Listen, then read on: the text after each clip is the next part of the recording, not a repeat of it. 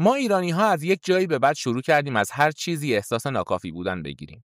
از پدر و مادر و مدرسه شروع کردیم و بعدش دیگر از اسنپ، دانشگاه، زبان آلمانی و حتی همان تراپیست ها که این چیزها را یادمان دادن هم احساس ناکافی بودن گرفتیم. یعنی هر چیزی به هر کسی میگفتید او احساس ناکافی بودن میگرفت. از اینکه به همسرت بگویی آن شلوار مشکی بیشتر بهت میآید تا اینکه به همکارت بگویی کمی منظم‌تر باش، به آدم‌ها احساس ناکافی بودن داد. و ما الان خودمان 2 تا کارتون احساس ناکافی بودن داریم، خانومم گذاشته بالای کمد دیواری. بعد یک عده شروع کردن اعتراض کردن به احساس ناکافی بودن دادن و این تا آنجا پیش رفت که گفتن چرا به گربه احساس ناکافی بودن میدهید و چرا به انبه، به ماه، به زولبیا و ماهی قرمز احساس ناکافی بودن میدهید. یعنی کم کم داشتیم وارد جهان هری پاتر میشدیم. البته من همان 2 تا کارتون را هم به زودی میگذارم سر کوچه توی آشغال‌ها، چون احساس ناکافی بودن خیلی طولانی است و خیلی جای زیادی توی وجود آدم میگیرد و من به همه چیزهای طولانی مشکوکم، چون حفظ کردنشان سخت است و درد است و درد دارد. ما روی دردهایمان اسم میگذاریم که دردشان کمتر بشود، اما نمیشود. اسم میگذاریم که بیرون از وجود خودمان برایشان یک مقصری چیزی دست و پا کنیم.